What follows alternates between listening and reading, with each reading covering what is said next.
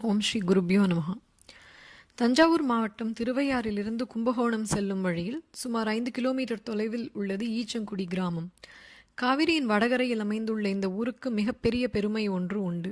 நடமாடும் தெய்வமாய் திகழ்ந்த காஞ்சி மகானை ஈன்றெடுத்த தாயார் பிறந்த புண்ணிய பூமி இது. ஈச்சங்குடி நாகேஸ்வர சாஸ்திரியின் மகள் மகாலட்சுமி. வேதங்கள் அனைத்தும் கற்றறிந்த 7 வயது மகாலட்சுமிக்கும் 18 வயதான சுப்பிரமணியத்திற்கும் திருமணம் இனிதே நடந்தேறியது. இவர்களின் இரண்டாவது புதல்வனுக்கு சுவாமிமலை ஸ்ரீ சுவாமிநாத சுவாமியை மனதுள் நினைத்து சுவாமிநாதன் என நாமகரணம் சூட்டி மகிழ்ந்தனர் பெற்றோர். அப்பனுக்கு பாடம் சொன்ன சுவாமிநாத சுவாமியைப் போல் தன் மகன் இந்த உலகுக்கே ஞானோபதேசம் செய்ய போகிறான் என அவர்கள் அறியவில்லை. ஒரு நாள் காஞ்சி மடத்தின் ஆச்சாரியராய் பொறுப்பேற்கிற பாக்கியம் கிடைத்த பொழுது பெற்ற வயிறு குளிர்ந்து போனது மகாலட்சுமி அம்மாளுக்கு. காஞ்சி ஸ்ரீ சந்திரசேகரேந்திர சரஸ்வதி சுவாமிகள் என்னும் திருநாமம் பெற்றார். தேசமெங்கும் யாத்திரை மேற்கொண்டார். அனைவருக்கும் ஆசி வழங்கி அருளினார். அவரை பக்தர்கள் அனைவரும் காஞ்சி பெரியவா என பெருமையுடன் சொல்லி பூரித்தனர். ஒரு நாள் 14/6/1932 ஆந்திர மாநிலத்தின் நகரியில் முகாமிட்டிருந்தார் காஞ்சி மகான். அப்போது கும்பகோணத்தில் உள்ள அவரது தாயார் மகாலட்சுமி அம்மாள் சிவபதமடைந்து விட்டார் எனும் தகவல் சுவாமிகளுக்கு தெரிவிக்கப்பட்டது. ஆச்சாரிய கடமையை நிறைவேற்றும் வகையில் நீராடிய சுவாமிகள் அந்தணர்களுக்கு தானம் அளித்து தன் கடமையை செவ்வனே நிறைவேற்றினார். பெரியவாளின் மனதுள் மெல்லியதான அந்த எண்ணம் ஒரு நாள் உதித்தது. ஈச்சங்குடியில் உள்ள தாம் பிறந்த இல்லத்தை வேத பாடசாலையாக்க வேண்டும், அந்த இடத்தில் எப்போதும் வேத கோஷம் முழங்கிக் கொண்டே இருக்க வேண்டும் என விரும்பினார் பெரியவாள். காலங்கள் ஓடின.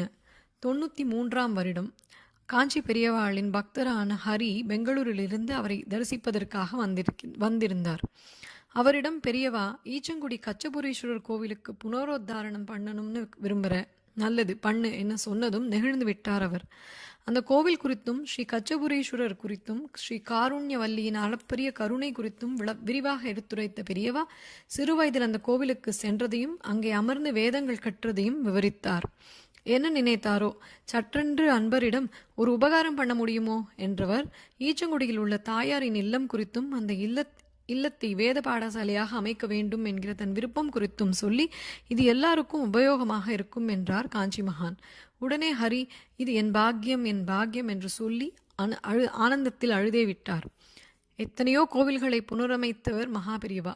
பூமிக்கு அடியில் கிடந்த கோவில்களை கூட அடையாளம் காட்டி அந்த கோவிலை வழிபாட்டு ஸ்தலமாக மாற்றி அருளிய மகான். தான் சம்பந்தப்பட்ட எண்ணம் தன்னுடைய தாயார் வாழ்ந்த வீடு என்பதால் இத்தனை வருடங்களாக எவரிடமும் சொல்லாமல் இருந்திருக்கிறாரே என ஸ்ரீ ஜெயேந்திர சரஸ்வதி சுவாமிகளும் ஸ்ரீ விஜயேந்திரரும் வியந்து போய் பெரியவாளை பார்த்தனர். பிறகென்ன, அந்த வீடு விலைக்கு வாங்கப்பட்டது.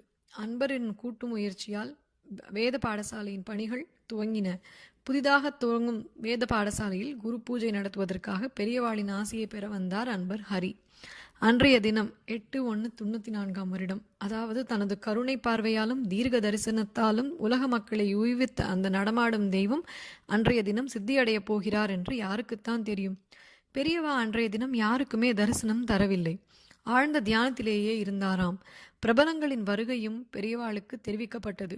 அதேபோல் ஈச்சங்குடியிலிருந்து ஹரி வந்திருக்கிறார் என்று சொல்லப்பட்டது. சட்டென்று கண் திறந்த பெரியவா மெல்ல நிமிர்ந்தார். அருகில் வரச் சொன்னார். பாதுகைகளை அணிந்து கொண்டார். அன்பரை ஆசிர்வதித்தார். வேத பாடசாலை துவங்குவதற்கான பத்திரிகையை பெரியவாளிடம் காட்டினர்.